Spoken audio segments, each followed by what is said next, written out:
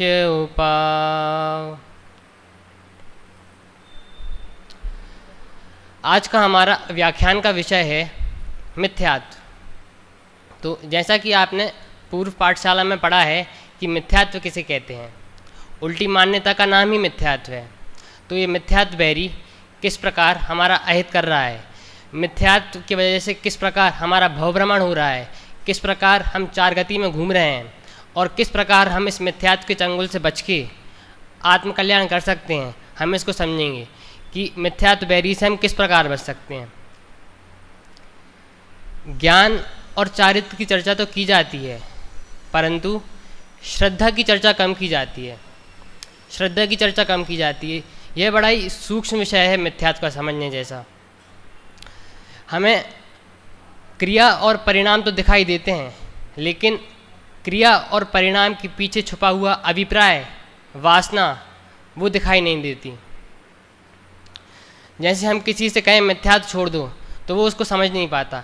अपन कहते हैं पांच पाप छोड़ दो तो समझ में आता है, लेकिन मिथ्यात्व हमारा गलत थिंकिंग, हमारी गलत सोच, वो मिथ्यात्व है।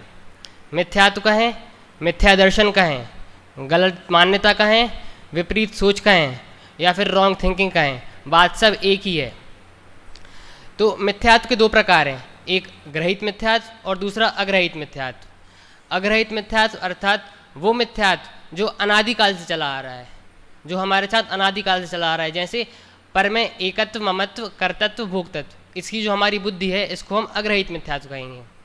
और ग्रहित मिथ्यात्व कैसे कहेंगे? इस भाव में जो हमने मिथ्या मान्यता ग्रहण करी है उसको ग्रहित मिथ्यात्व कहेंगे। छैडाला में पंडित दौलत राम जी लिखते हैं, जीवादि प्रयोजन भूत तत्व सरदय तिनमाही विपर्यत्व। यह जीवादि जो सात तत्व हैं उनकी विपरीत श्रद्धा करता है और ये मानता है कि मैं सुखी दुखी, मैं रंक राव, मेरे धन ग्रह गोधन प्रभाव। अपने आप को सुखी दुखी, राजा, रंक अर्थात गरीब मानता है। इसकी ऐसी सोच है। और शरीर की उत्पत्ति में ही अपनी उत्पत्ति मानता है। तन उपजत अपनी उपज जान, तन नशत आपको नाश मान। और ये जो राग आदि जो दुख देते हैं उन्हीं को ये सुखरूप मानता है। इस प्रकार इसकी उल्टी मान्यता है। तो अग्रहित मिथ्यात्व के संदर्भ में सबसे पहले अग्रहित मिथ्या दर्शन, अग्रहित मिथ्या ज्ञान और अग्रहित मिथ्या चारित्र, इनको हम समझेंगे। इसमें जीव अजीव तत्संबंधी भूल आती है सबसे पहले। तो जीव अजीव तत्संबंधी भूल क्या है? यह जीव शरीर को अपना मानता है और आत्मा को अपना नहीं मानता। ये इसकी उल्टी मान्यता है। शरीर को अपना मानता है। जैसे एक दृष्टांत से हम इसको समझते हैं। ऐसे सुरेश है, उसको कुष्ठ रोग हो गया और वो बड़ा परेशान है। तो उसको जब ये पता चलता है कि भेद विज्ञान के द्वारा कि मैं आत्मा हूँ, शरीर नहीं, जब उसकी ऐसी मान्यता हो जाती है तो उसका दुख दूर हो जाता है, क्योंकि वो उसके अंदर एक मेंटेलिटी बनी है कि जल्दी से जल्दी मेरा ये रोग दूर हो जाए। अब जिसने अपने आप को शरीर वाला माना तो उसको तो कष्ट होगा ही, क्योंकि हम आत्मा हैं। इसकी ये विपरीत मान्यता है कि ये जीव को अजीव मानता है और अजीव को अपना मानता है। ये जीव अजीव तत्संबंधी भूल होगी। अब आश्रय तत्संबंधी भूल क्या होगी? यह जीव पर पदार्थों में इष्ट अनिष्ट बुद्धि रखता है, पर पदार्थों में सुख दुख की कल्पना करता है, लेकिन वास्तव में क्या पर पदार्थ में सुख दुख है, इष्ट अनिष्ट है? नहीं है। इष्ट में रति करता है और अनिष्ट में अरति करता है। ये इसकी आश्रय तत्संबंधी भूल है। अब बंध तत्संबंधी भूल, ये जीव शुभ कर्म को अच्छा मानता है, उपादेय मानता है, और अशुभ कर्म उसको हे मानता है। लेकिन संसार में दोनों ही भवभ्रमण कराती हैं। जैसे लोह समान स्वर्ण की बेड़ी भी है बांधती, वैसे ही शुभ अशुभ कर्म की दोनों बेड़ी बांधती। इस प्रकार शुभ और अशुभ दोनों कर्म ही हमें संसार में भवभ्रमण कराते हैं। तो ये जीव शुभ को उपादेय मानता है और अशुभ को हेय मानता है। अब संवर तत्संबंधी भूल, संवर अर्थात सम्यक दर्शन, स्वरूप में स्थिरता। लेकिन ये जीव सम्यक दर्शन को कष्टदायक मानता है। सम्यक दर्शन अर्थात मोक्ष सुख का सैंपल, ये इसको कष्टदायक मानता है संवर को। ये इसकी संवर तत्संबंधी भूल कहलाएगी। अब निर्जरा तत्संबंधी भूल, इच्छा का निरोध होना ही निर्जरा है और शुद्धि की वृद्धि उत्पन्न होना निर्जरा है। लेकिन ये जीव इच्छा पूर्ति में सुख मानता है। धन्य वे नहीं है जिनकी इच्छा पूर्ति होती है, बल्कि धन्य तो वे हैं जिनकी इच्छा ही उत्पन्न नहीं होती। तो ये जीव इस प्रकार इच्छा पूर्ति में सुख मानता है, यह उसकी उल्टी मान्यता है। अब मोक्ष तत्संबंधी भूल, आत्मा की पूर्ण शुद्धता ही मोक्ष है। यह जीव मोक्ष में सुख ना मानकर अर्थात आत्मा में सुख ना मानकर पर में सुख मानता है, स्वर्ग में सुख मानता है, यह इसकी मोक्ष तत्संबंधी भूल है। अब अग्रहित मिथ्या दर्शन के बाद अग्रहित मिथ्या ज्ञान, तो अग्रहित मिथ्या ज्ञान किसे कहेंगे? मिथ्या मान्यता सहित जो कुछ भी ज्ञान है वो अग्रहित मिथ्या ज्ञान है। मिथ्या मान्यता सहित जो कुछ भी ज्ञान है वह अग्रहित मिथ्या ज्ञान है। जैसे इसमें हम समझते संशय, विपर्यय और अनध्यवसाय। संशय अर्थात यह वस्तु इस प्रकार है या इस प्रकार, ऐसा कन्फ्यूजन होना, और विपर्यय अर्थात यह इस प्रकार है, उसने उल्टा मान लिया उस चीज़ को, उसको कहेंगे विपर्यय। और अनध्यवसाय अर्थात यह कुछ होगा, इस प्रकार संशय, विपर्यय और अनध्यवसाय। अब अग्रहित मिथ्या चारित्र किसे कहते हैं? तो पंडित दौलत राम जी छैडाला में लिखते हैं, इन जुत विषयानी में जो प्रवृत्त ताको जानो मिथ्या चरित्र, यो मिथ्यात्वादी निसर्ग जे अब जे ग्रहित सुनिए सुते। अर्थात ये 5 इंद्रिय के विषय भोग में सुख मानता है, इसको अग्रहित मिथ्या चारित्र कहेंगे। यह जीव परद्रव्य को अपने अनुसार परिणमाना चाहता है, जैसा होता है वैसा इसको सुहाता नहीं है, और जैसा होता है वैसा ये चाहता नहीं है। इस प्रकार ये परद्रव्यों में कर्तृत्व की वासना जो अंदर है वो अपने अनुसार परद्रव्य को परिणमाना चाहता है। अब ग्रहित मिथ्या दर्शन की चर्चा आती है। जो कुगुरु कुदेव कुधर्म सेव पोषे चिर दर्शन मोह एव अंतररागादिक धरे जे बाहर धन अंबर तय सने। मिथ्यात्व में सबसे बड़ा पाप ग्रहित मिथ्यात्व को लिया गया है। ऐसा इसलिए लिया गया है क्योंकि कुगुरु को नमस्कार करते ही 4 लाख परस्त्री सेवन का दोष लगता है, इसलिए सबसे बड़ा पाप ग्रहित मिथ्या ज्ञान है। ये जैसे हमें पता चल गया, एक दृष्टांत देते हैं, जैसे हमें रोग है और हमें पता चल गया कि ये डॉक्टर फर्जी हैं, तो क्या हम उनके पास जाएंगे? बिल्कुल नहीं जाएंगे, क्योंकि हमें पता चल गया ये फर्जी हैं। इसी प्रकार हमें भव रोग है और हमें पता चल गया ये कुगुरु हैं, तो क्या हम उनकी शरण में जाएंगे? बिल्कुल नहीं जाएंगे, क्योंकि ये कुगुरु हैं और सुगुरु हमारा हित कर सकते हैं, इसलिए हम इनके पास नहीं जाएंगे। अब कुदेव की चर्चा आती है। जो राग द्वेष मलकरी मलीन वनिता गदादिजुत चिन्ह चीन ते है कुदेव तिनकी जु सेव शठ करत न तिन भव भ्रमण छेव। जो राग द्वेष से मलिन है, वनिता अर्थात स्त्री, गदा सहित हैं, वे कुदेव हैं। जैसे लोक में देखा जाता है कि हमसे जो छोटा होता है हम उसको नमस्कार नहीं करते, गुणों में हम उसके पैर नहीं पड़ते, जो हमसे गुणवान ज़्यादा है हम उसके पैर पड़ते, उसके पैर छूते हैं। इसी प्रकार कुगुरु हमसे भी निम्न जाति के हैं, इनको नमन करने में हमारा कोई प्रयोजन सिद्ध नहीं होता, इसलिए हमें कुगुरु को नमस्कार नहीं करना चाहिए। अब कुधर्म रागादि भाव हिंसा समेत दर्वित त्रस्थावर मरण खेत। रागादि भाव हिंसा सहित त्रस और स्थावर मरण का स्थान वह द्रव्य हिंसा है। ग्रहित मिथ्या ज्ञान के अंतर्गत चर्चा आती है। पंडित दौलत राम जी लिखते हैं, एकांतवाद दूषित समस्त विषयादिक पोषक अप्रशस्त रागी कुमति निकृत शुद्ध को अभ्यास सो है कुबोध बहुदेन त्रास। इसका अर्थ इस प्रकार है, एकांत रूप कथन से मिथ्या 5 इंद्रिय के विषय आदि की पुष्टि करने वाले रागी कुमति आदि के रचे हुए शास्त्र को पढ़ना पढ़ाना सुनना सुनाना ये मिथ्या ज्ञान है, इसको मिथ्या ज्ञान कहेंगे। अब ग्रहित मिथ्या चारित्र की चर्चा आती है। जो ख्याति लाभ पूजादि चाह धरी करन विविध विधि देह दा। जो ख्याति लाभ, ये यश का बहुत बड़ा रोग है, जिसको लग जाता है फिर उसको अंदर में ये लगता है कि मैंने इतना अच्छा काम किया फिर भी इसने मेरी प्रशंसा क्यों नहीं की। ऐसे एक दृष्टांत समझते हैं हम इसको। संयमी की लोक में पूजा होती है, अतः हमें संयम धारण करना चाहिए। तो संयमी जीव की पूजा होती है लोक में, सब उसका यश बढ़ता है। क्या इसीलिए हमें दीक्षा अंगीकार करनी चाहिए? बिल्कुल नहीं, क्योंकि ये तो अंदर हमारे ख्याति लाभ की पूजा, ख्याति लाभ की चाह हो जाएगी हमारे अंदर। इसीलिए हमें इस दृष्टि से व्रत अंगीकार नहीं करना चाहिए, बल्कि इस दृष्टि से करना चाहिए कि हमें सच्चा सुख मिलेगा उसके माध्यम से। आचार्य उमा स्वामी तत्वार सूत्र में कहते हैं, मिथ्या दर्शन अविरति प्रमाद कषाय योगा बंध हेत्वा, ये 5 बंध के कारण हैं। इनमें सबसे पहले मिथ्यात्व को क्यों लिया गया? इसमें सबसे पहले मिथ्यात्व को इसलिए लिया गया क्योंकि सबसे भारी पाप बंध जो होता है वो मिथ्यात्व से होता है।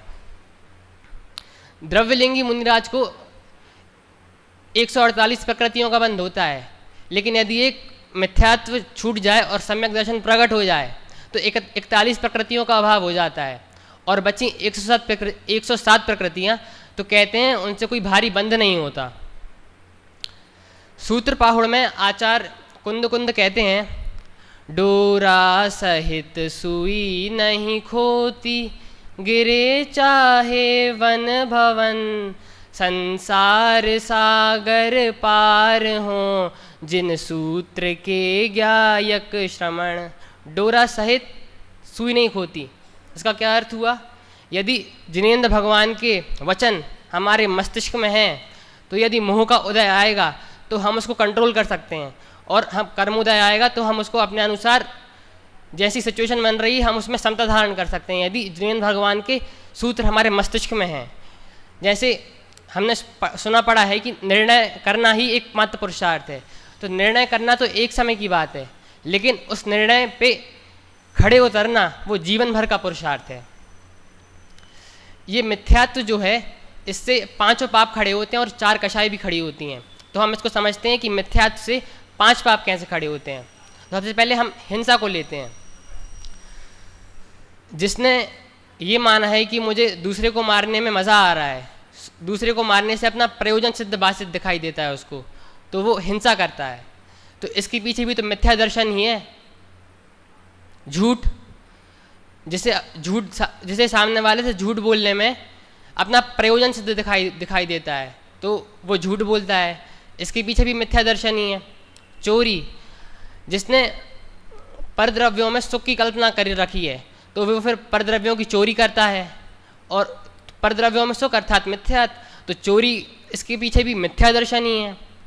कुशील, अब जिसे अपने ब्रह्म में आत्मा में आनंद दिखाई नहीं देता तो वो परद्रव्यों में रमण करने की इच्छा रखता है, परद्रव्यों में सुख मानता है, इसके पीछे भी तो मिथ्यात्व ही है।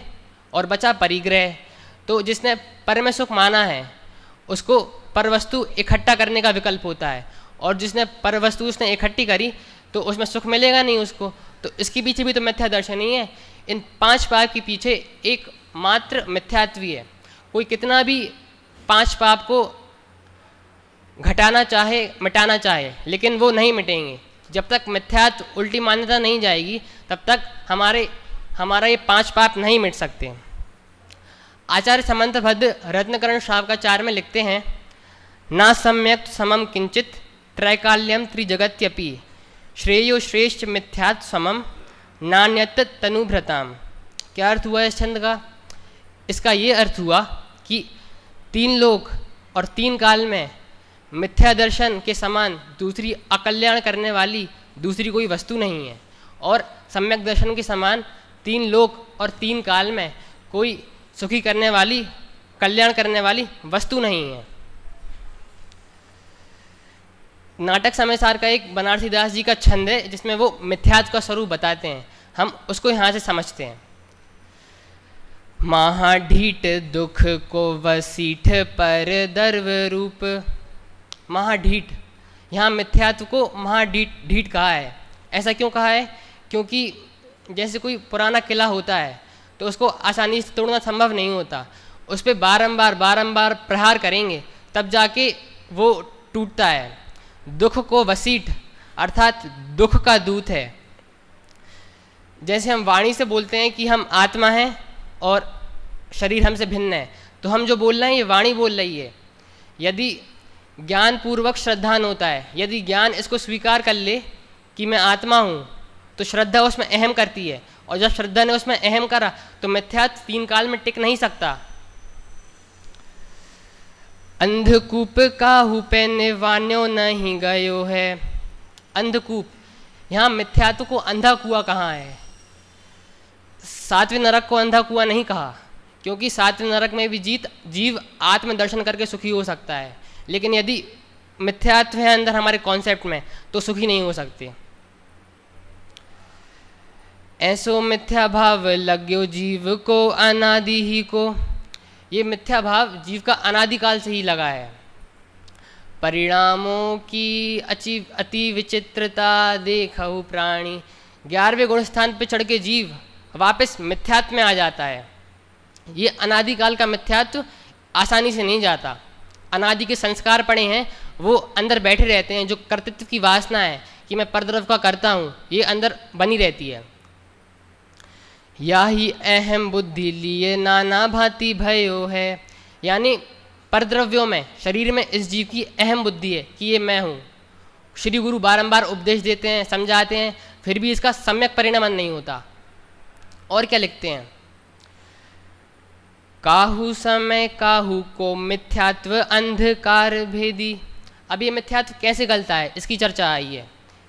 किसी समय किसी जीव का अर्धपुद्गल परावर्तन काल शेष रह गया हो संसार में, तो उसका मिथ्यात्व का अंधकार दूर हो जाता है। ये मिथ्यात्व यम नियम संयम आप लियो, ये श्रीमद जी का एक बहुत सुंदर भजन है। पुनित्याग विराग अथाए लयो, वनवास लियो मुख मौन रयो, दृढ़ आसन पदम लगाए दियो। इस जीव ने सब कुछ करा, लेकिन तथापि कतु हाथ हरजू ना परयो, क्योंकि ये मिथ्यात्व की मान्यता हमारे अंदर बैठी थी। आगे क्या लिखते हैं? ममता उच्छेदी शुद्ध भाव परिणयो है। ममता अर्थात एकत्व, ममता अर्थात ममत्व। ममता का चादर उखाड़ के शुद्ध भाव रूपी परिणमित हो जाता है। तिन ही विवेक डारी बंध को विलास डारी। उन जीवों ने विवेक रूपी चक्षु खोल लिए अपने। जैसे जिसका मिथ्यात्व नहीं गया वो जगते हुए भी सो रहा है, इसलिए जब तक हमारा मिथ्यात्व नहीं गया तब तक हम जागते हुए भी सो रहे हैं। आत्म शक्ति सो जगत जीत लयो है। आत्मा की शक्ति से जगत को जीत लिया है। अरे आपा नहीं जाना तूने कैसा ज्ञान धारी रे। ये जीव भले ही सर्व आगम को जानता हो, लेकिन यदि स्वपर को ना जानता हो तो उसके जानने का कोई वो नहीं है सेंस। क्योंकि टोडरमल जी मोक्षमार्ग प्रकाशक में लिखते हैं, मिथ्या दृष्टि का सर्व जानना मिथ्या ज्ञान है और सम्यक दृष्टि का सर्व जानना सम्यक ज्ञान है। क्यों? क्योंकि सम्यक दृष्टि जीव प्रयोजनभूत तत्व का निर्णय करता है। उसको प्रयोजनभूत जीव अजीव और 7 तत्वों का निर्णय होता है कि मैं शरीर से भिन्न हूँ, आत्मा हूँ। इस प्रकार आचार्य तारण स्वामी तारण तरण श्रावकाचार्य ग्रंथ में लिखते हैं। क्या लिखते हैं कि ये मिथ्यात्व को कैसे दूर करें? तो वो उसमें लिखते हैं, एक दृष्टांत के माध्यम से उसको समझाते हैं। वो समझाते हैं जैसे किसी जीव को कैंसर हो गया और उसको पता चला कि हमें कैंसर हो गया, तो उसके अंदर भावना क्या चलती है? ये चलती है कि ये जल्दी से ठीक हो जाए हमारा रोग, और अंदर छटपटाहट रहती है अंदर कि ये जो भी हो रहा है जल्दी से सही हो जाए सब, और हम जैसे पहले थे वैसे हो जाएं। तो ये हुआ उदाहरण। अब सिद्धांत वो बोलते हैं इसमें कि हमारे अंदर भवरोग है, मिथ्यात्व है हमें, और हमें पता चल गया हमारी मान्यता में मिथ्यात्व है, तो हमें उस मिथ्यात्व को दूर करने के अंदर छटपटाहट है कि नहीं, हम उसको दूर करना चाहते हैं या नहीं। यदि ऐसी हमारी अंदर छटपटाहट है मिथ्यात्व को दूर करने की, तो समझना कि हम सही रास्ते पर हैं। और अगर नहीं है ये हमारे अंदर मान्य, तो हमें विचार करना चाहिए इस पर। पाप का फल नरक कहा है, लेकिन मिथ्यात्व का फल निगोद कहा है। सबसे ज़्यादा पाप नरक में, सबसे ज़्यादा दुख नरक में है या निगोद में है? तो उसका उत्तर है कि सबसे ज़्यादा पाप निगोद में है, क्योंकि निगोद में सिर्फ 2 काम है, जन्म मरण। इसके अलावा और कोई तीसरा काम नहीं है। इसीलिए नरक से भी ज़्यादा दुख निगोद में सिद्ध किया है यहाँ पर। टोडरमल जी ने मोक्षमार्ग प्रकाशक में मोह की महिमा लिखी, आत्मा की महिमा नहीं लिखी। इस जीव की प्राप्त पर्याय में तन्मय है, अहम बुद्धि है शरीर में, सम्यक परिणमन नहीं होता बार बार श्री गुरु के समझाने पर भी। जैसे बिना 1 लगाए 0 की कोई कीमत नहीं है, उसी प्रकार धर्म के नाम पे किया गया सारा आचरण, धर्म के नाम पर किया गया हमारा सारा आचरण, पूजा पाठ व्रत उपवास, यदि उसमें मिथ्यात्व का अभाव नहीं है और सम्यक दर्शन नहीं है, तो वो जीरो कहलाएगा। अब एक छंद में मिथ्या दृष्टि जीव का लक्षण बताया है, तो उस छंद का हम स्वरूप समझते हैं, अर्थ समझते हैं। धर्म न जानत भकानत बरम रूप। जो जीव धर्म को नहीं जानता और उसको भ्रम रूप बखान करता है, जिसको जो स्वयं स्वरूप ना समझा हो और स्वयं वो समझाने लग जाए, तो फिर वो बहुत खतरनाक हो जाता है। ठौर ठौर ठानत लड़ाई पक्षपात की। लड़ाई करता है पक्षपात की, कि ये बात सही है, ये बात सही है। यदि अनेकांत साधुवाद का स्वरूप समझा होता कि इस अपेक्षा से ये बात सही है और इस अपेक्षा से ये बात सही है, तो ये लड़ाई नहीं होती। ये किसका स्वरूप चल रहा है? मिथ्या दृष्टि जीव का लक्षण। भूल्यो अभिमान में न पाऊँ धैर्य धरनी में। अभिमान में जिसके पैर धरती पर नहीं टिकते। अभी कुछ दिन पूर्व हमने दादा के प्रवचन में भी सुना था, मैं स्वयं सम्यक दृष्टि हूँ बंध से विरहित सदा, यह मान कर अभिमान में पुलकित वदन मस्तक उठा। अर्थात जिसके पैर धरती पर नहीं टिकते, जिसका मुंह ऊपर रहता है, ऐसी इसमें चर्चा आई है। हृदय में करनी विचार उत्पात की। जो हमेशा उपद्रव सोचता है। अब जिसकी थिंकिंग गलत है, वो सही कैसे सोच सकता है। फिर डावा डोल सो कर्म की कलोलनी में।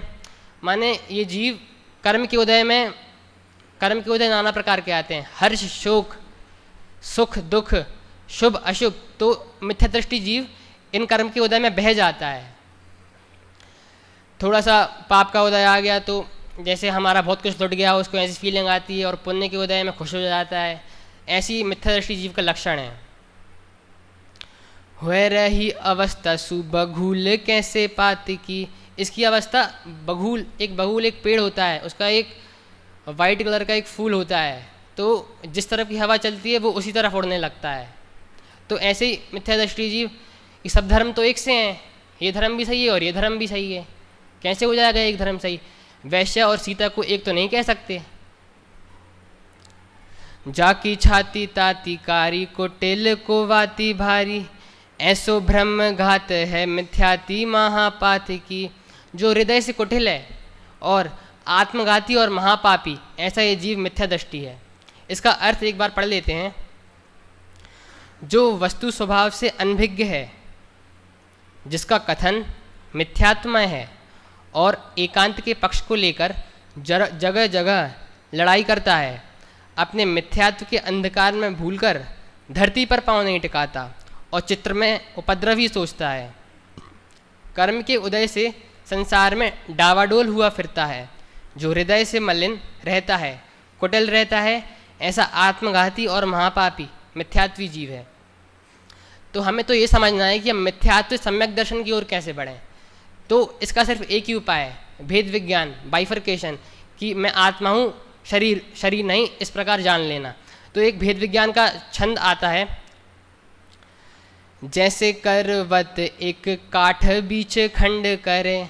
जिस प्रकार आरा काष्ठ के दो टुकड़े कर देता है, जैसे राजहंस निर्वारे दूध जल को। जिस प्रकार राजहंस दूध और जल को अलग अलग कर देता है, तैसे भेद ज्ञान निज भेदक सकति सेति, भिन्न भिन्न करे चिदानंद पुद्गल को। इस प्रकार भेद विज्ञान की भेदक शक्ति जीव और पुद्गल को जुदा जुदा कर देती है। अवधि को धावे मन पर्याय की अवस्था पावे, गय की आवे परमावधि के भल को। और यही ज्ञान आगे बढ़ता बढ़ते अवधि ज्ञान मन पर्याय ज्ञान में परिवर्तित हो जाता है। या ही भांति पूरन स्वरूप को उद्योत करे, करे प्रतिबिंबित पदार्थ सकल को। और वो केवल ज्ञान में परिवर्तित हो जाता है। इसका अर्थ देखते हैं हम।